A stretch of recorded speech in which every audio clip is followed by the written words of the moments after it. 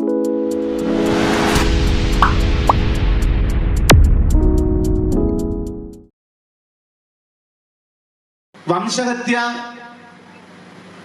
വളരെ വളരെ ആസൂത്രിതമായി നടത്തുന്ന ഒരു ലോകക്രമത്തെ നമുക്ക് കാണാൻ കഴിയാൻ. നിങ്ങൾ നോക്കി, നമ്മുടെ ചരിത്രങ്ങളിൽ, പുരാണങ്ങളിലെല്ലാം നാം മനസ്സിലാക്കുന്നത് യുദ്ധം എന്ന് പറയുന്നത് തന്നെ തെരഞ്ഞെടുക്കപ്പെട്ട പടയാളികൾ തമ്മിലാണ് യുദ്ധം.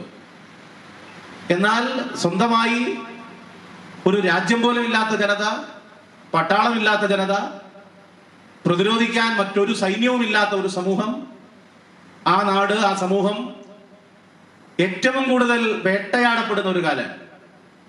ലോകത്ത് മനുഷ്യന്റെ മനസ്സ് മരവിച്ചിട്ടില്ലാത്ത എല്ലാവരെയും അത്രമാത്രം വേദനിപ്പിക്കുന്ന വാർത്തകളാണ് പലസ്തീനിൽ നിന്ന് തുടർച്ചയായി വന്നുകൊണ്ടിരിക്കുന്നത്. സ്ത്രീകളെയും കുട്ടികളെയും കൊന്നൊടുക്കുന്നതാണ് വംശീയത എന്ന് പറയുന്നത്, വേറൊന്നുമല്ല. വംശഹത്യ എന്നതിന്റെ അർത്ഥം സ്ത്രീകളെയും കുട്ടികളെയും കൊന്നൊടുക്കലാണ്. വംശഹത്യയാണ് പലസ്തീനിൽ, ഗാസയിൽ തുടർച്ചയായി നടന്നുകൊണ്ടിരിക്കുന്നത്. യുദ്ധമരുത് എന്ന് പറയുന്നത് എന്തോ അപരാധമായി മാറുന്ന അത്തരമൊരു സവിശേഷമായ സാഹചര്യം ലോകത്ത് രൂപപ്പെടുകയാണ്. ലോകത്തെ രാജ്യങ്ങളെല്ലാം അംഗമായിട്ടുള്ള ഐക്യരാഷ്ട്ര സഭ ഒരു നിർദ്ദേശം മുന്നോട്ട് വെക്കുമ്പോൾ, വെടിനിർത്തണം എന്ന് പറയുമ്പോൾ, ഭക്ഷണം കൊടുക്കാതിരിക്കരുത് എന്ന് പറയുമ്പോൾ, ആശുപത്രികളിൽ ബോംബിടരുത് എന്ന് പറയുമ്പോൾ, സ്ത്രീകളെയും കുട്ടികളെയും ഇങ്ങനെ കൊന്നൊടുക്കരുത് എന്ന് പറയുമ്പോൾ, അതിനെല്ലാം പുല്ലുവില കൽപ്പിക്കുന്ന ലോക പോലീസായിട്ടുള്ള അമേരിക്കയും അമേരിക്കയുടെ എല്ലാ നിലയിലും പങ്കാളിയായിട്ടുള്ള, പാർട്ട്ണറായിട്ടുള്ള, സൈനിക പങ്കാളി കൂടിയായിട്ടുള്ള ഇസ്രായേലും എത്രമാത്രം ഭീകരമായിട്ടാണ് ലോകത്തെ മാനവികതയ്ക്ക് മേൽ തങ്ങളുടെ അക്രമവും അതിക്രമവും തുടരുന്നത് എന്ന് നാം തിരിച്ചറിയേണ്ടതുണ്ട്. ഗാസയിൽ ഒതുങ്ങി നിൽക്കുന്നില്ല. ലോക പോലീസ് ചമയുന്ന അമേരിക്ക അവിടെ മാത്രം ഒതുങ്ങി നിൽക്കുകയല്ല, വിവിധ രാജ്യങ്ങളുടെ എല്ലാം ആഭ്യന്തര കാര്യങ്ങളിൽ ഇടപെടുക. ഇപ്പോ ഇന്ത്യയിൽ പഹൽഗാമിൽ ഒരു ഭീകരാക്രമണം ഉണ്ടായി. നമ്മളൊക്കെ ഞെട്ടിപ്പിക്കുന്ന 25 ഇന്ത്യക്കാരും ഒരു നേപ്പാൾ സ്വദേശിയും ടൂറിന് പോയ ആളുകളാണ്. കാശ്മീരിൽ പട്ടാപകല് ഓരോ ഇലക്ട്രിക് പോസ്റ്റിന് ചുവട്ടിലും തോക്ക് പിടിച്ച പട്ടാളക്കാരുള്ള നാടാണ് ജമ്മു ആൻഡ് കാശ്മീർ. ആ ജമ്മു ആൻഡ് കാശ്മീരിന്റെ പ്രശ്നത്തിന് രാഷ്ട്രീയമായ പരിഹാരം കാണാനല്ല രാജ്യത്തെ ഗവൺമെന്റ് ശ്രമിച്ചത്. ഒരൊറ്റ ഭീകരവാദിയെയും ആ ആക്രമണത്തിന് നേതൃത്വം കൊടുത്ത ഒരാളെ പോലും ഈ നിമിഷം വരെ പിടിച്ചിട്ടില്ല. സുരക്ഷ ഏറ്റവും ശക്തമാക്കേണ്ട മേഖലയിൽ ഇന്റലിജൻസ് നൽകുന്ന റിപ്പോർട്ട് അത് ഗൗരവത്തിൽ എടുക്കുന്നേയില്ല. പക്ഷേ അതിന്റെ തുടർച്ചയിൽ എന്താണ് രാജ്യത്ത് ഉണ്ടാകുന്നത്? മനുഷ്യരെ വിഭജിക്കുകയാണ്. കലിമ ചൊല്ലാൻ പറയാണ് ഒരു സംഘം വന്നിട്ട്. കലിമ ചൊല്ലാൻ എത്ര ആൾക്കറിയാം? അറിയാത്ത ആളുകളെ അങ്ങ് വെടിവെച്ച് കൊല്ലാൻ. 5 മിനിറ്റ് സമയത്തെ പരിചയമാണ് പോണിവാല സയ്യിദ് ആസിദ് ഹുസൈൻ ഷാ, ഒരു ചെറുപ്പക്കാരൻ. കുതിരസവാരി നടത്തിക്കുന്നതാണ് അദ്ദേഹത്തിന്റെ ഉപജീവന മാർഗം. 26 വയസ്സാണ്. ഒരു നാടിന്റെ, ഒരു കുടുംബത്തിന്റെ അത്താണിയാൻ. ആദിൽ ഹുസൈൻ ഷാ വേണമെങ്കിൽ കലിമ ചൊല്ലി രക്ഷപ്പെടാമായിരുന്നു. ഒരു പരിചയവുമില്ലാത്ത 5 മിനിറ്റ് നേരത്തെ പരിചയമുള്ള തന്റെ നേതൃത്വത്തിൽ നടത്തുന്ന കുതിരസവാരിക്ക് വന്ന മനുഷ്യർ, ആ മനുഷ്യരെ നിർദാക്ഷിണ്യം, നിരപരാധികളായ മനുഷ്യരെ ഒരു സംഘം അക്രമികൾ വെടിവെച്ചു കൊല്ലുന്നത് കണ്ടപ്പോ അവരെ രക്ഷിക്കാനും അക്രമികളുടെ തോക്ക് പിടിച്ചു വാങ്ങാനും ശ്രമിച്ചതിന്റെ ഭാഗമായിട്ടാണ് 26 വയസ്സുകാരനായിട്ടുള്ള സയ്യിദ് ആദിൽ ഹുസൈൻ ഷാ അവിടെ വെച്ച് കൊല്ലപ്പെടുന്നത്. ഒരു മലയാളി മരണപ്പെട്ടു, രാമചന്ദ്രൻ നായർ. അദ്ദേഹത്തിന്റെ മകൾ പറഞ്ഞത്, എനിക്ക് 2 സഹോദരങ്ങളെ അവിടെ നിന്ന് കിട്ടി. 2 മുസ്ലിം സഹോദരങ്ങൾ ഡ്രൈവർമാരാണ്. അവരാണ് പുലർച്ചെ 3 മണി വരെ അച്ഛന്റെ പോസ്റ്റ്മോർട്ടത്തിന് എല്ലാ നിലയിലും സഹായിച്ചത്, നേതൃത്വം കൊടുത്തത്, ചേർന്ന് നിന്നത്. എനിക്ക് പിറക്കാതെ പോയ എന്റെ സഹോദരങ്ങളാണ് എന്ന് രാമചന്ദ്രൻ നായരുടെ മകൾ വെളിപ്പെടുത്തുകയുണ്ടായി. പക്ഷെ തുടർന്ന് എന്താണ് രാജ്യത്ത് എന്താണ് സംഭവിക്കുന്നത്? കൃത്യമായ ഡിവിഷൻ ഉണ്ടാക്കുക. പട്ടാള മേധാവിയായിട്ടുള്ള ഒരു വനിത, അവർ മുസ്ലിമാണ് എന്നതുകൊണ്ട് ഭീകരവാദിയുടെ സഹോദരി എന്ന്, അതെല്ലാം ഞാൻ ഒരു തമാശ പോലെ പ്രാസമൊപ്പിച്ച് പറഞ്ഞതാണ് എന്ന് പറയാൻ മടിയില്ലാത്തവരായി ഇന്ത്യയുടെ ഭരണഘടന തൊട്ട് സത്യപ്രതിജ്ഞ ചെയ്തവർ മാറുകയാണ്. എവിടേക്കാണ് നമ്മുടെ നാട് പോകുന്നത്? നമ്മുടെ സമൂഹം പോകുന്നത്? രാജ്യത്തെ നയിക്കുന്നവർ എന്ത് നിലപാടാണ് സ്വീകരിക്കുന്നത്?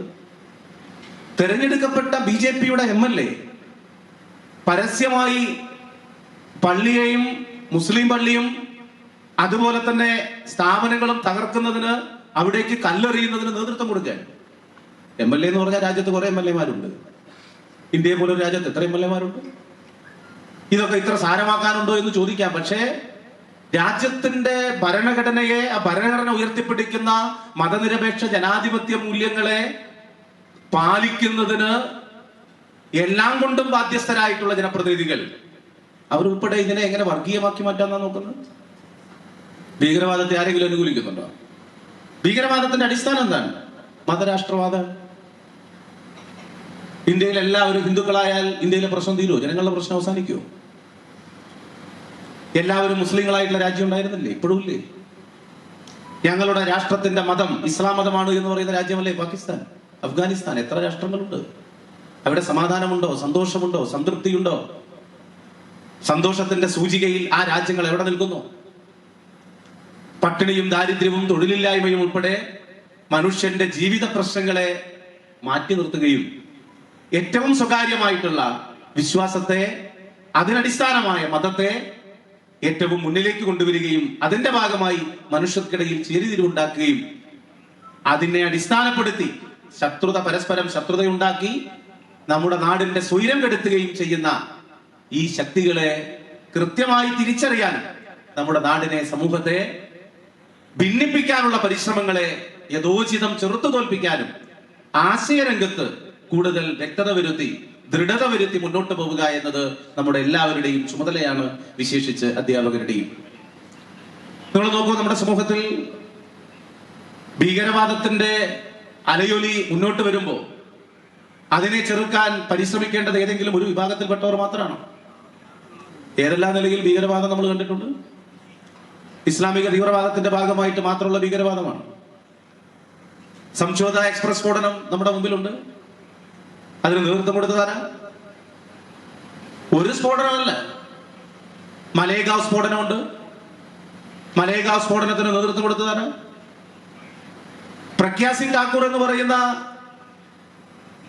വനിതയായിട്ടുള്ള സംഘപരിവാറിന്റെ പ്രവർത്തക ഭോപ്പാലിൽ നിന്ന് അവരെ BJP ടിക്കറ്റിൽ പാർലമെന്റിലേക്ക് മത്സരിച്ച് ജയിപ്പിക്കുക BJP ചെയ്ത്. അപ്പോ ഭീകരവാദത്തോട്, തീവ്രവാദത്തോട്, ഇത്തരം സ്ഫോടനങ്ങൾ നടത്തി സമൂഹത്തിൽ ഭിന്നിപ്പുണ്ടാക്കുന്നതിനോടെല്ലാം രാജ്യത്തെ ഗവൺമെന്റ് സ്വീകരിക്കുന്ന പൊതുവിലുള്ള സമീപനം എന്താണ് എന്ന് കൂടി ഗൗരവത്തിൽ, ആഴത്തിൽ പരിശോധിക്കുക എന്നത് നമ്മുടെ ചുമതലയാണ്, ഉത്തരവാദിത്തമാണ് എന്ന് കൂടി ഈ സന്ദർഭത്തിൽ സൂചിപ്പിക്കുകയാണ്. മറ്റൊന്ന്, നിലവിലുള്ള നാം ജീവിക്കുന്ന സമൂഹവും ആ സമൂഹത്തിൽ സർക്കാർ ഉയർത്തുന്ന നയങ്ങൾ ചെലുത്തുന്ന സ്വാധീനവുമാണ്. അതിനെ സംബന്ധിച്ചുകൂടി നാം അറിയുകയും മനസ്സിലാക്കുകയും അതിശക്തമായ നിലയിൽ നമ്മുടെ സമൂഹത്തിൽ പ്രചരിപ്പിക്കുകയും ചെയ്യേണ്ടതുണ്ട്. രാജ്യത്ത് അത്തരം നീക്കങ്ങളെ സ്വാഭാവികമായും വിലയിരുത്തുമ്പോൾ ആ വിലയിരുത്തലിനെ അടിസ്ഥാനപ്പെടുത്തുന്ന നയസമീപനങ്ങളുടെ രീതി എന്താണ് എന്ന് കൂടി നാം തിരിച്ചറിയേണ്ടതുണ്ട്.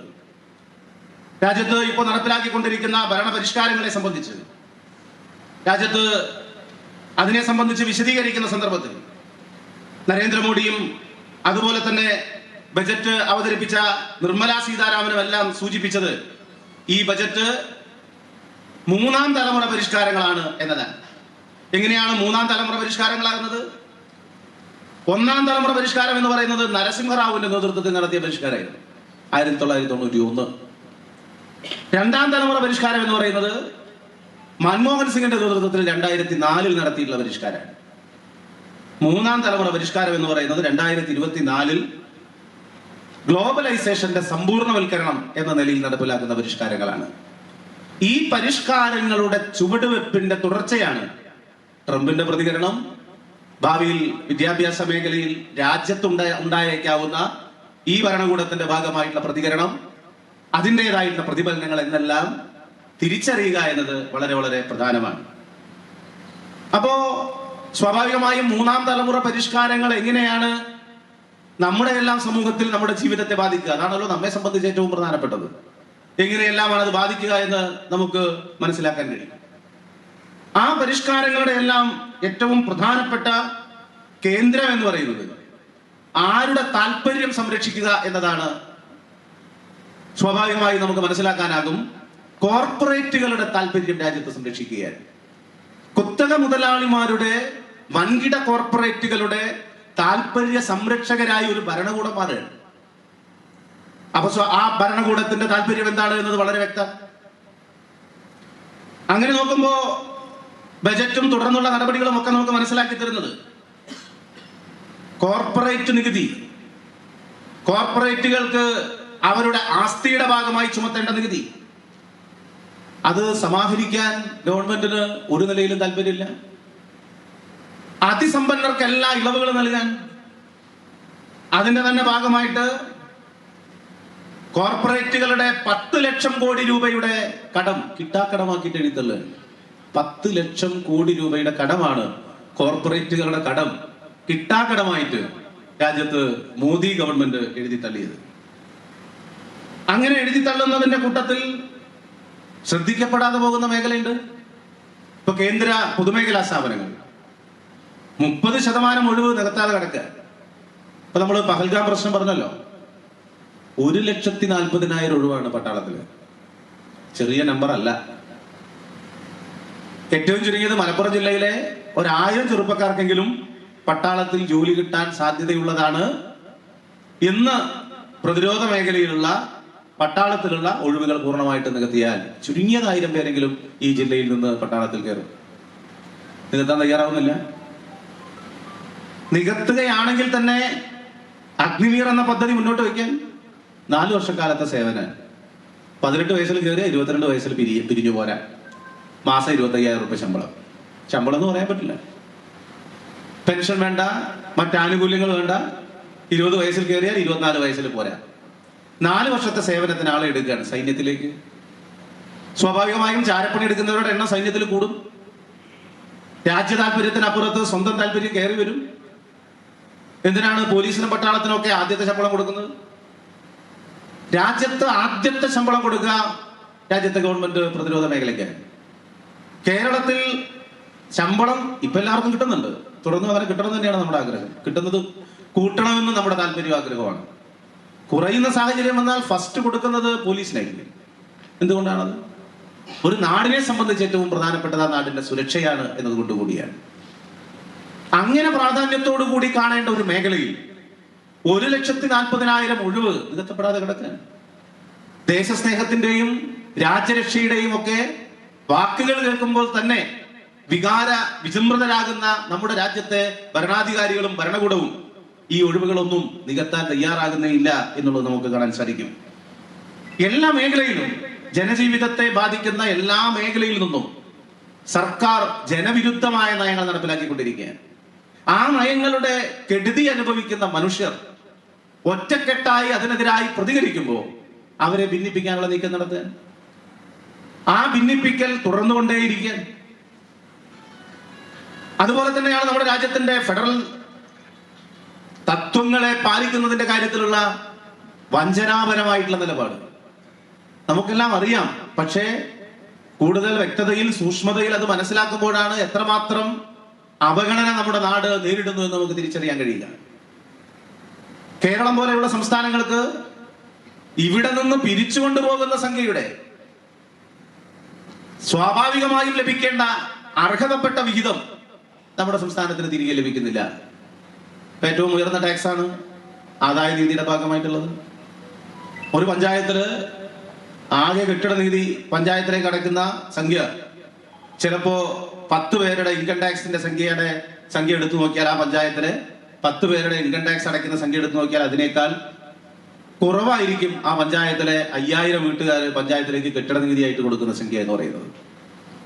ഭീമമായ സംഖ്യ പിരിച്ചെടുക്കുന്നതെല്ലാം രാജ്യത്തെ ഗവൺമെന്റാണ്, യൂണിയൻ ഗവൺമെന്റാണ്. അർഹതപ്പെട്ട വിഹിതം പക്ഷേ അതിന്റെ തുടർച്ചയിൽ സംസ്ഥാനങ്ങൾക്ക് നൽകുന്നില്ല.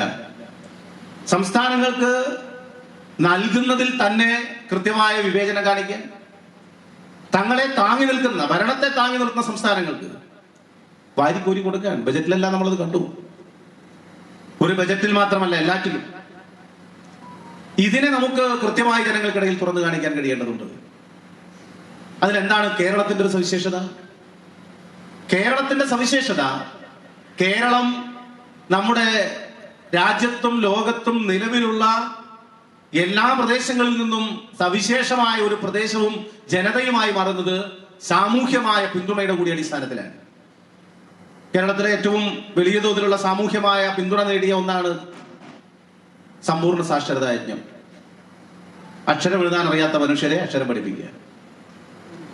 ഒരു ചില്ലി പൈസ പ്രതിഫലം പറ്റാതെ ചിമ്മിണി വിളക്കിന്റെ വട്ടത്തിൽ കൂലിപ്പണിക്ക് പോയി വന്ന മനുഷ്യനെ അവന്റെ വീട്ടിലെത്തി അഥവാ ഒരു പൊതു കേന്ദ്രത്തിലിരുത്തി അവർക്ക് അക്ഷരം പറഞ്ഞു കൊടുത്തത്, അവരെ ആത്മവിശ്വാസത്തോടെ ജീവിക്കാൻ പഠിപ്പിച്ചത് ഒരു നിലയിലും പ്രതിഫലം പറ്റിയിട്ടായിരുന്നില്ല, സർക്കാരിന്റെ പണം കൊണ്ടായിരുന്നില്ല. സമൂഹം ഒന്നാകെ അതിനുവേണ്ടി രംഗത്തിറങ്ങിയതിന്റെ ഭാഗമായിരുന്നു. രണ്ടാമത്തെ ഒരു ഘട്ടമാണ് ജനകീയാസൂത്രണം. ജനകീയാസൂത്രണത്തിന്റെ പ്രത്യേകത നമുക്കറിയാം. 200 പേർ താമസിക്കുന്ന പ്രദേശത്ത് ഒരു ഇടവഴി റോഡാക്കി മാറ്റണം. 96 കാലത്ത് ഫണ്ട് അനുവദിച്ചാൽ ഏതാണ്ട് 30 കൊല്ലം മുമ്പ് 50,000 രൂപയ്ക്ക് അനുവദിച്ച ഫണ്ട് കൊണ്ട് 200 പേർ ഉപയോഗിക്കുന്ന ഒരു ഇടവഴി നവീകരിക്കുമ്പോൾ ആ വീടുകളിലെല്ലാമുള്ള അധ്വാനിക്കാൻ ശേഷിയുള്ള മനുഷ്യർ അവരുടെ അധ്വാനം സൗജന്യമായി സംഭാവന ചെയ്യാൻ, അധ്വാനിക്കാൻ കഴിയാത്തവർ അവർക്ക് കാപ്പി ഉണ്ടാക്കി കൊടുക്കുക, അവർക്ക് ഉപ്പുമാവ് ഉണ്ടാക്കി കൊടുക്കുക, അവർക്ക് കപ്പ പുഴുങ്ങി കൊടുക്കുക. പണി 2 മാസം കഴിഞ്ഞ് അളന്ന് നോക്കുമ്പോൾ 4 ലക്ഷം രൂപയുടെ പ്രവൃത്തി അവിടെ നടന്നതായി കാണാൻ പറ്റും. സർക്കാരിന്റെ ഫണ്ട് 50,000, അവിടെ അളന്നാൽ അതിന്റെ മൂല്യം 4 ലക്ഷം. ഇന്ന് ഇന്ത്യയിൽ ഏറ്റവും കൂടുതൽ റോഡ് കണക്ടിവിറ്റി ഉള്ള നാട് നമ്മുടെ കേരളമാണ്. കുട്ടികളായിരിക്കുമ്പോൾ സ്കൂളിൽ ചെറിയ ക്ലാസ്സിൽ പഠിക്കുമ്പോൾ ഞാനെല്ലാം കേട്ടിരുന്നു അമേരിക്കയിൽ 2 പേർക്ക് 2 വീട്ടിൽ 3 കാറുണ്ട്. കേരളത്തിലെ ആകെ വീടുകളുടെ എണ്ണവും ആകെ വാഹനങ്ങളുടെ എണ്ണവും എടുത്താൽ വീടുകളുടെ എണ്ണത്തെക്കാൾ വാഹനമുള്ള നാടായി കേരളം മാറി. 100 വീടെടുത്താൽ 85 വീട്ടിലേക്കും ഒരു ഇരുചക്ര വാഹനമെങ്കിലും പോകാൻ കഴിയുന്ന അത്തരം സൗകര്യമുള്ള സമൂഹമായി കേരളീയ സമൂഹം മാറി. ആ വളർച്ചയ്ക്കെല്ലാം അടിസ്ഥാനമായത് ഗ്രാമീണ മേഖലയിൽ റോഡുകളുടെ കണക്ടിവിറ്റിയെ ശക്തിപ്പെടുത്തി മുന്നോട്ട് കൊണ്ടുപോകുന്നതിൽ അതിനിർണായകമായ പങ്കുവഹിച്ച ഒന്നായിരുന്നു ജനകീയാസൂത്രണം എന്ന് നമുക്ക് പറയാൻ പറ്റും. സർക്കാരിന്റെ പണത്തിന്റെ എത്രയോ മടങ്ങ് നമ്മുടെ നാട് ഒറ്റക്കെട്ടായി അതിനുവേണ്ടി പിന്തുണച്ചു. നിങ്ങൾ നോക്കൂ, വയനാട് ദുരന്തം ഉണ്ടായി, കോവിഡ് ഉണ്ടായി. ഏറ്റവും ഒടുവിൽ വയനാട് ദുരന്തം എടുക്കാം. സർക്കാർ വയനാട് ദുരന്തത്തിന്റെ ഭാഗമായി പല നിലയിൽ പണം സമാഹരിച്ചിട്ടുണ്ട്. ദുരിതാശ്വാസ നിധിയിലേക്ക് മനസ്സറിഞ്ഞു കൊടുത്തവരുണ്ട്.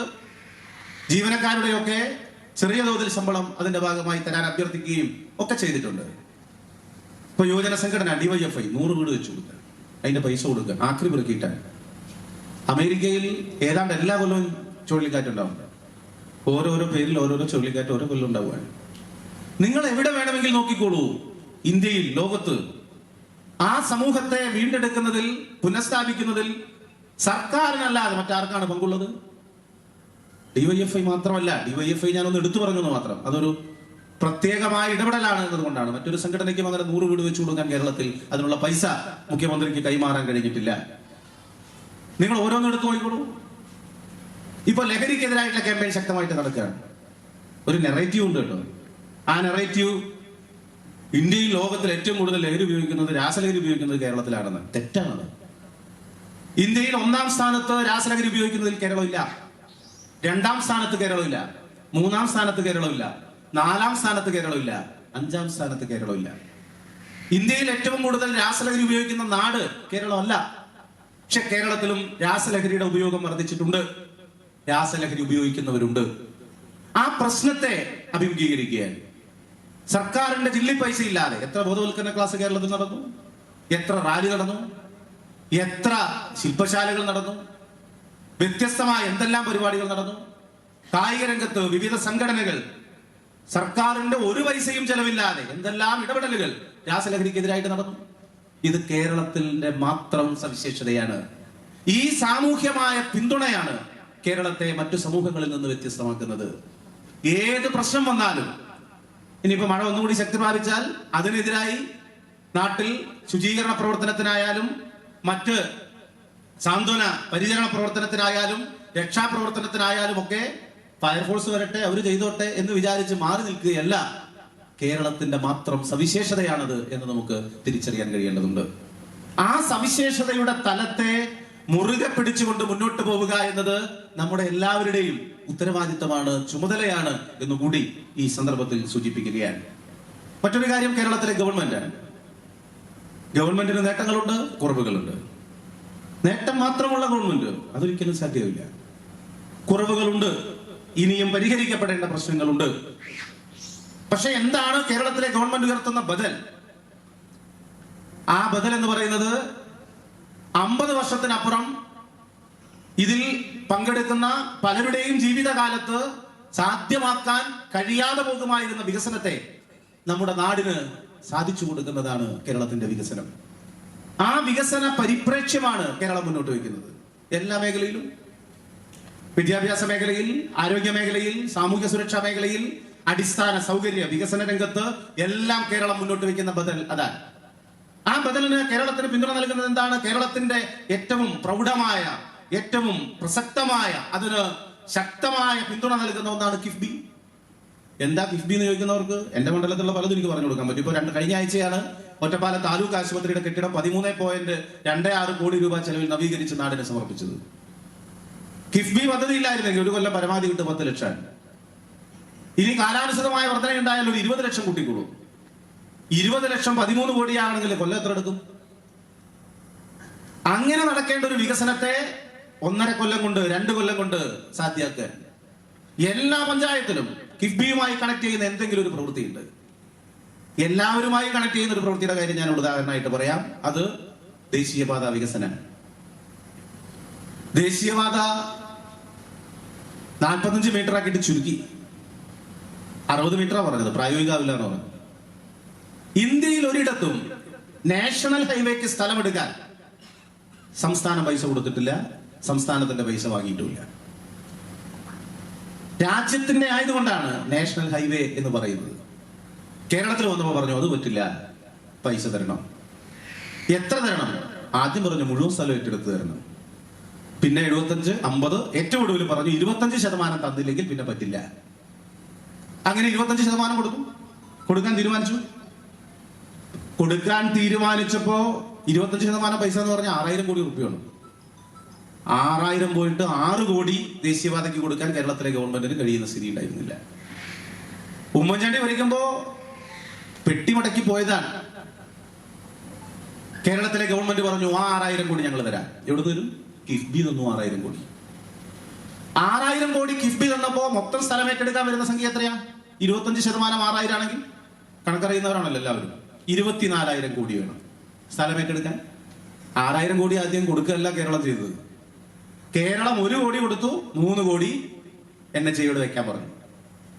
അങ്ങനെ കേരളം കൊടുക്കുന്ന ഓരോ 25%ത്തിലും 75% നാഷണൽ ഹൈവേ അതോറിറ്റി ഓഫ് ഇന്ത്യയെ കൊണ്ട് വെപ്പിച്ചു. 6000 കോടി കേരളം കൊടുത്തു, 18,000 കോടി രൂപ രാജ്യത്തെ ഗവൺമെന്റിനെ കൊണ്ട്, നാഷണൽ ഹൈവേ അതോറിറ്റിയെ കൊണ്ട് അവിടെ വെപ്പിച്ചു. ദേശീയപാത നിർമ്മിക്കാൻ എത്രയാ ചെലവ്? 55,000 കോടി രൂപ. 55,000 കോടി രൂപ. സ്ഥലത്തിന്റെ 24,000 കോടി രൂപ. മൊത്തം 79,000 കോടി രൂപ. 79,000 കോടി രൂപയുടെ ഒരു പദ്ധതി കേരളത്തിലെ വാഹനപ്പെരുപ്പം, ഗ്രാമനഗര വ്യത്യാസമില്ലാതെ വളർന്നുകൊണ്ടിരിക്കുന്ന ഒരു നാടിനെ, ആ നാടിന്റെ മാറിയ കാലത്തെ ആവശ്യങ്ങളെ അഭിമുഖീകരിക്കാൻ, സുഗമമായി ജനങ്ങൾക്ക് യാത്ര ചെയ്യാൻ കഴിയുന്ന ഒരു പാതയ്ക്ക് 6,000 കോടി കൊണ്ട് 73,000 കോടി രൂപ രാജ്യത്തെ ഗവൺമെന്റിനെ കൊണ്ട് വെപ്പിച്ച ഇച്ഛാശക്തിയുടെ, നിശ്ചയദാർഢ്യത്തിന്റെ പേരാണ് ഇടതുപക്ഷം എന്ന് നാം തിരിച്ചറിയേണ്ടതുണ്ട്. അതാണ് ഇടതുപക്ഷം. ആ വികസനമാണ് കേരളത്തിന്റെ സർവ്വമേഖലയിലും ഇടതുപക്ഷ ജനാധിപത്യ മുന്നണി ഗവൺമെന്റ് മുന്നോട്ട് വയ്ക്കുന്നത്. ആ വികസന പ്രവർത്തനങ്ങൾക്ക് ആവശ്യമായ പണം നമുക്ക് ലഭിച്ചത്, അത് സാധ്യമായത് കിഫ്ബി ഉള്ളത് കൊണ്ടാണ്. ഇടമൺ കൊച്ചി പവർ ഹൈവേ എങ്ങനെ വന്നു?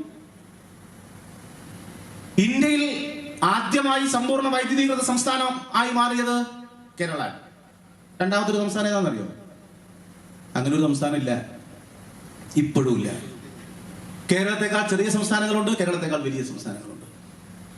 എന്തുകൊണ്ടാണ് 10-15 കൊല്ലം മുമ്പ് കേരളത്തിലെ ഒരു ഗവൺമെന്റ് അട്ടപ്പാടി ഉൾപ്പെടെ അവിടെ മൂലഗംഗ എന്ന് പറയുന്ന ആദിവാസി കോളനിയിലേക്ക് 60-70 പോസ്റ്റ് ഇട്ട് 10 കുടുംബമാണെങ്കിൽ ആ 10 കുടുംബത്തിന്റെയും വീട്ടിൽ കരണ്ട് എത്തിക്കണം എന്നത് തീരുമാനിച്ച് ഇച്ഛാശക്തിയോടുകൂടി നടത്തിയ ഒരു ഇടപെടലുണ്ട്. നമ്മൾ വിചാരിക്കും വൈദ്യുതി എന്ന് പറഞ്ഞല്ലോ, അതൊക്കെ ഒരു കാര്യമാണ്. അന്ന് സമ്പൂർണ്ണ വൈദ്യുതീകരണം നടത്തിയ കാലത്തുള്ള വൈദ്യുതിയുടെ 4 മടങ്ങ് വൈദ്യുതി വേണം ഇന്ന് കേരളത്തിൽ. എത്ര വീട് അതിനേക്കാൾ വന്നു, എത്ര വ്യവസായ സ്ഥാപനങ്ങൾ വന്നു. ലോഡ് ഷെഡിംഗ് ഇല്ലാത്ത, പവർ കട്ടില്ലാത്ത, അടിസ്ഥാന സൗകര്യ വികസനവുമായി ബന്ധപ്പെട്ട്, നാടിന്റെ പുരോഗതിയുമായി ബന്ധപ്പെട്ട്, വ്യവസായവുമായി ബന്ധപ്പെട്ടെല്ലാം വേണ്ട പ്രധാനപ്പെട്ട ഒന്നാണ് വൈദ്യുതി. ഉണ്ടാക്കി സൂക്ഷിക്കാൻ പറ്റില്ല, വൈദ്യുതി പെട്ടിയിലാക്കി വെക്കാൻ പറ്റില്ല. ആ വൈദ്യുതിയെ എങ്ങനെ നമുക്ക് ഏറ്റവും മികച്ച നിലവാരമുള്ള വൈദ്യുതി എല്ലാ മേഖലയിലേക്കും വേഗതയിൽ എത്തിക്കാൻ പറ്റും? കേരളത്തിലെ ഗവൺമെന്റിന്റെ മുന്നിലുള്ള ഒരു പ്രശ്നമായിരുന്നു. വെറുതെ അല്ല കേരളം വ്യവസായ രംഗത്ത് രാജ്യത്ത് മാതൃക കാണിക്കുന്ന 1ാമത്തെ സംസ്ഥാനമായിട്ട് മാറിയത്. ഞാൻ അതിന്റെ വിശദാംശങ്ങളിലേക്ക് പോകുന്നത്. ഇതാണ് ഒരു പൊതു അന്തരീക്ഷം എന്ന് തിരിച്ചറിയാൻ, ആ മാറ്റത്തിന്റെ കൂടെ നിന്നുകൊണ്ട് സ്വാഭാവികമായി ഉണ്ടായിട്ടുള്ള ചില കുറവുകൾ, പോരായ്മകൾ അതുകൂടി പരിഹരിക്കാനുള്ള ശ്രമം നടത്തുക. ഇപ്പൊ സാമൂഹ്യ സുരക്ഷാ പെൻഷൻ ചില മാസത്തെ കുടിശ്ശിക ഉണ്ടായിരുന്നു. മെയ് മാസത്തോടു കൂടി ഒരു ചില്ലി പൈസ കുടിശ്ശികയില്ലാതെ സാമൂഹ്യക്ഷേമ പെൻഷൻ വിതരണം ചെയ്യപ്പെടുക. കുടിശ്ശിക എന്ന് പറയുന്ന സംഗതി ഇല്ല ഇനി കേരളത്തിൽ. പെൻഷൻ സ്വാഭാവികമായും വർദ്ധിപ്പിക്കണമെന്ന് ആഗ്രഹമുണ്ട്, താല്പര്യമുണ്ട്. വീട്ടമ്മമാർക്ക് പെൻഷൻ കൊടുക്കണമെന്നുണ്ട്. കിട്ടാനുള്ളത് കിട്ടിയാൽ, അർഹതപ്പെട്ട വീതം തന്നാൽ ഇന്ത്യയിൽ ഏറ്റവും കൂടുതൽ വരുമാനം ഉണ്ടാക്കുന്ന സംസ്ഥാനം എന്ന നിലയിൽ കേരളം നമ്മുടെ എല്ലാവരുടെയും ആഗ്രഹങ്ങൾക്കും താല്പര്യങ്ങൾക്കും അനുസരിച്ച് ക്ഷേമ പ്രവർത്തനങ്ങളും നാടിന്റെ വികസന പ്രവർത്തനങ്ങളും ഒരുപോലെ മുന്നോട്ട് കൊണ്ടുപോകും എന്ന കാര്യത്തിൽ തർക്കമില്ല. ഇതെല്ലാം റിപ്പോർട്ട് ചെയ്യപ്പെടേണ്ട മാധ്യമങ്ങൾ എങ്ങനെയാണ് കൈകാര്യം ചെയ്യുന്നത്? ഇപ്പോ ഭയം സൃഷ്ടിക്കുകയാണ്. അത് നമ്മൾ വളരെ വളരെ കരുതലോട് കൂടി കാണണം. ഇപ്പൊ എമ്പുരാൻ സിനിമ നമ്മൾ കണ്ടിട്ടുണ്ടാവുന്ന ഞാൻ വിചാരിക്കണം. Empuraan March 27 Empuraan cinema release ചെയ്തത്. റിലീസ് ചെയ്തതിന്റെ 2ാം ദിവസം മാർച്ച് 29 പൃഥ്വിരാജിന് ആദായ നികുതി വകുപ്പിന്റെ നോട്ടീസാണ്. എന്താ കാര്യം? 2022 3 സിനിമ അദ്ദേഹം സഹസംവിധാനം ചെയ്തു. ജനഗണമന, കടുവ, ഗോൾഡ്. ആ 3 സിനിമകൾ 2022 സഹസംവിധാനം ചെയ്ത സന്ദർഭത്തിൽ കൊടുത്ത കണക്കിൽ പിശകുണ്ട്. നോട്ടീസ് കൊടുക്കുന്ന എപ്പോഴാ? എമ്പുരാൻ സിനിമ റിലീസ് ചെയ്തതിന്റെ 2ാമത്തെ ദിവസം മാർച്ച് 29. എമ്പുരാൻ സിനിമ റിലീസ് ചെയ്ത ഒരാഴ്ച പിന്നിടുന്നതിന് മുമ്പ് ഗോകുലഗോപാലിന്റെ നോട്ടീസാണ്. 2022 3 കൊല്ലം മുമ്പ് കൊച്ചി യൂണിറ്റിൽ ED രജിസ്റ്റർ ചെയ്ത ഒരു കേസുമായി ബന്ധപ്പെട്ട ED ഇപ്പൊ എങ്ങോട്ടാ പോകണമെന്ന് കൃത്യമായി മനസ്സിലാവുന്നുണ്ട്. ED എന്ന് പറയുന്നത് ഏറ്റവും അപമാനകരമായ നിലയിൽ അവരുടെ എല്ലാ നിലയിലുള്ള വിശ്വാസ്യതയെയും തകർക്കുന്ന അഴിമതിയുടെ കൂത്തരങ്ങായി മാറിയ ഏജൻസിയായി കേന്ദ്ര ഏജൻസികളാകെയും ED വിശേഷിച്ചും മാറിയ ഒരു കാലമാണ് എന്ന് കൂടി നാം ഓർക്കേണ്ടതുണ്ട്. വേലി തന്നെ വിളവ് തിന്നുന്നതായി നമുക്ക് മനസ്സിലാക്കാൻ കഴിയുകയാണ്. സത്യം പറയുന്നവരെ നിഷ്പ്രഭരാക്കുക. ഭയം ജനിപ്പിക്കുന്നത് നമുക്ക് കൃത്യമായി മനസ്സിലാക്കാനാകും. ഇനി ഒരു സിനിമ എമ്പുരാൻ പോലെ റിലീസ് ചെയ്യണമെന്ന് സംവിധായകൻ സിനിമ എടുക്കുമ്പോ ഒന്ന് ആലോചിക്കും വേണം. ആ സിനിമ നിർമ്മിക്കാൻ അതിന്റെ പ്രമേയം മനസ്സിലാക്കിയാൽ, അതാണ് ഞാൻ പറഞ്ഞത്, ഭയം സൃഷ്ടിക്കുക എന്ന് പറഞ്ഞാൽ ഒരു പൃഥ്വിരാജിനും ഒരു ഗോകുലം ഗോപാലിനുമുള്ള നോട്ടീസിൽ ഒതുങ്ങുന്നില്ല. അത് സിനിമ എന്ന് പറയുന്ന ആവിഷ്കാരത്തെ നമ്മളെ വിമർശിക്കുന്ന എത്ര, നമ്മുടെ ആശയത്തെ വിമർശിക്കുന്ന എത്ര സിനിമയുണ്ട്. എമ്പുരാൻ സിനിമയിൽ തന്നെ നമ്മളെ എത്ര തലത്തിലാണ്, ആഴത്തിൽ നമ്മെ പരിഹസിക്കുന്നത്, കളിയാക്കുന്നതും ഒക്കെ. നമ്മളൊക്കെ സ്കൂളിൽ പഠിക്കുമ്പോൾ മോണാക്ടിൽ എല്ലാ രാഷ്ട്രീയ നേതാക്കളെയും മോണാക്ടിലും മിമിക്രിയിലൊക്കെ അവതരിപ്പിക്കില്ലേ? അതിലൊക്കെ നമുക്ക് ആ ഒരു കലാമൂല്യത്തിന്റെ സൃഷ്ടിയുടെ ഒരു താല്പര്യത്തിനപ്പുറത്ത് മറ്റെന്താണ് നാം എല്ലാം അതിൽ കണ്ടിട്ടുള്ളത്? ഒരു വിമർശനത്തെ, ഒരു പരിഹാസത്തെ, ഒരു ആക്ഷേപത്തെ എല്ലാം അഭിമുഖീകരിക്കാൻ, നേരിടാൻ കഴിയാത്ത അത്രമാത്രം ഭീരുക്കളായി ഒരു ഭരണകൂടം സ്വയം പ്രഖ്യാപിക്കുന്നു എന്നതല്ലേ നമുക്ക് കാണാനാകുന്നത്? എവിടേക്കാണ് നമ്മുടെ രാജ്യത്തെ കൊണ്ടുപോകുന്നത്, നമ്മുടെ നാടിനെ കൊണ്ടുപോകുന്നത്? ഇത് പറയാനുള്ള ധൈര്യം നമുക്കില്ലാതാക്കുക. നമ്മുടെ എല്ലാം ഉള്ളിൽ നാം അറിയാതെ ഒരു ഭയം സൃഷ്ടിക്കുക. ആ ഭയം വന്നാൽ പിന്നെ സമൂഹത്തിൽ നിന്ന് പിന്നെ പ്രതികരണങ്ങൾ ഉണ്ടാകില്ല. അങ്ങനെ പ്രതികരണങ്ങളില്ലാത്ത, തിരുവായ്ക്ക് എതിർവായില്ലാത്ത ഒരു നാടാക്കി, ഒരു സമൂഹമാക്കി നമ്മുടെ സമൂഹത്തെ മാറ്റുക എന്നുള്ളതാണ് ഇവരുടെ ഉദ്ദേശം എന്ന് കൃത്യമായി തിരിച്ചറിയാൻ നമുക്ക് കഴിയണം. സത്യം പറയുന്ന മാധ്യമങ്ങളായാലും വ്യക്തികളായാലും അവരുടെ നാവരിയുന്ന, അവരെ ഇല്ലാതാക്കുന്ന ഈ ഭരണകൂട ഭീകരതയെ കൂടി അതിജീവിച്ചു വേണം നമുക്ക് നമ്മുടെ രാഷ്ട്രീയവും തെളിമയാർന്ന സംഘടനയുടെ പ്രവർത്തനവും മുന്നോട്ട് കൊണ്ടുപോകാൻ എന്ന കരുതൽ കൂടി നമുക്കുണ്ടാകേണ്ടതുണ്ട്. ആ കരുതലോടെ ഇന്നത്തെ ഉത്തരവാദിത്തങ്ങളെ കൂടുതൽ സമഗ്രമായി, ശക്തമായി ഏറ്റെടുക്കാനും പഠന പ്രവർത്തനങ്ങളെ ഭാവിയിലുള്ള മികച്ച പ്രവർത്തനങ്ങൾക്ക് ഇന്ധനമായി സൂക്ഷിക്കാനും ഈ പഠന ക്ലാസ്സിൽ, പഠന ക്യാമ്പിൽ പങ്കെടുക്കുന്നവർക്ക് സാധിക്കട്ടെ. EMSന്റെ നാമധേയത്തിലുള്ള അദ്ദേഹത്തിന്റെ പ്രവർത്തന മേഖലയും അദ്ദേഹം ജനിച്ച പ്രദേശവും എല്ലാമായിട്ടുള്ള ഏലംകുളത്ത് അദ്ദേഹത്തിന്റെ ഓർമ്മകളെ കൂടി കരുത്താക്കി കൂടുതൽ ഉജ്ജ്വലമായ നിലയിൽ വിദ്യാഭ്യാസ രംഗത്ത് പൊതുവിലും നാടിന്റെ ശരിയായ എല്ലാ മേഖലയിലും സവിശേഷമായും ഇടപെട്ട് മുന്നോട്ട് പോകാൻ നമ്മുടെ പഠന ക്യാമ്പിൽ പങ്കെടുക്കുന്നവർക്ക് സാധിക്കട്ടെ എന്ന് കൂടി ഈ സന്ദർഭത്തിൽ സൂചിപ്പിച്ചുകൊണ്ട് നിങ്ങളുടെ എല്ലാവരുടെയും അനുമതിയോടുകൂടി മലപ്പുറം KSTA ജില്ലാ പഠന ക്യാമ്പ് ഉദ്ഘാടനം ചെയ്തതായി അറിയിച്ചുകൊണ്ട് ഞാൻ എന്റെ വാക്കുകൾ അവസാനിപ്പിക്കുന്നു. വിപ്ലവ അഭിവാദ്യം.